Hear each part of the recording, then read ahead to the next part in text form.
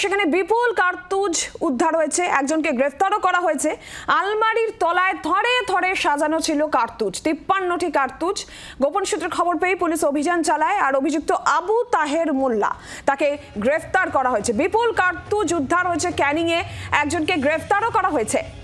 আলমারির তলায় সাজানো ছিল কার্তুজ। গোপন সূত্রে খবর পেয়ে পুলিশ অভিযান চালায়, আবু তাহের মোল্লা নামে একজনকে গ্রেফতার করা হয়েছে।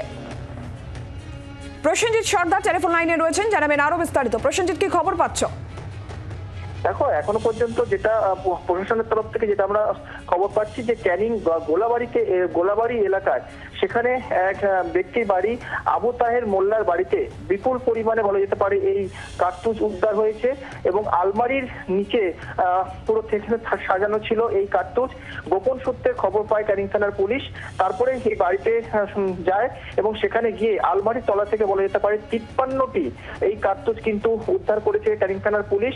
এবং তোমাকে বলে রাখবো, ডবল ব্যারেল যে দুনলা বন্দুক, সেই বন্দুকে যে এত কার্তুজ তার বাড়িতে মজুদ ছিল এবং প্রশ্ন উঠছে যে এত কার্তুজ কেন তিনি রেখেছিলেন, সেটাই কিন্তু পুলিশ যেমন তদন্ত করছে, জিজ্ঞাসাবাদ শুরু করছে। আজকে তাকে আলিপুর আদালতে তোলা হয়েছিল এবং পুলিশ রিমান্ডে নেওয়ার জন্য আদালতে পুলিশের তরফ থেকে আবেদন করা হয়েছে।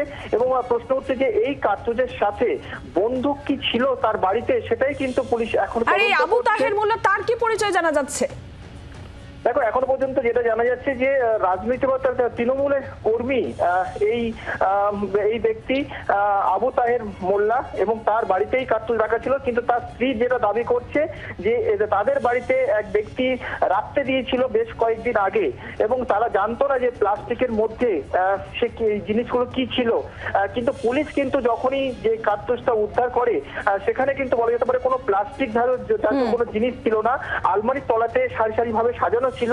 এবং সেটাই কিন্তু পুলিশের প্রশ্ন যে এত কার্তুজ তিনি কেন রেখেছিলেন, কার নির্দেশে রেখেছিলেন এবং এই কার্তুজগুলো কোথায় ব্যবহার হতো বা এই যে কার্তুজ ব্যবহার হতো সেই বন্দুক বা কোথায়, সেটাই কিন্তু পুলিশ এখনো পর্যন্ত ক্যানিং থানা পুলিশ তদন্ত করছে। ধন্যবাদ প্রসেনজিৎ। একটা গন্ডগোল হয়েছিল 8 বছর আগে। 8 বছর আগে একটা প্লাস্টিকে বাঁধা একজন দিয়েছিল, সে আমার প্রশাসন বলে এই প্লাস্টিকটা রাখতে হবে, তুই খুলবি না যেন কোনোদিন, আমার অনেক জায়গায় দরকারি জিনিস। তো সেইভাবে রেখেছি, সেইভাবে কথাবার্তা। এখন এদের সঙ্গে একটু ঝগড়া, তা আমি অতদিন আগেরকার কথা মনে থাকেনি। আজকের কালকের রাতে পুলিশ ঢুকেছে, রেখে বলে তোমাদের কাছে কি বন্দুক আছে? আমি না স্যার, বন্দুক নেই। বন্দুক কোথায় পাবো? বন্দুক তো বার করে স্যার বারে ঘুমাচ্ছিল, আমার কোথায় পাবো বন্দুক? বলছে হ্যাঁ আছে।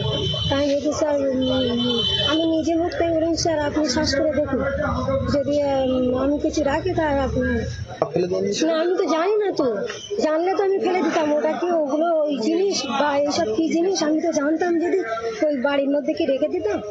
তাহলে কি আপনার স্বামীকে ফাঁসানো হলো?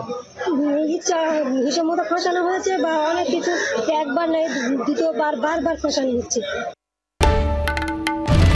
বাংলার আওয়াজ, বাঙালির আবেগ, জি 24 ঘন্টা।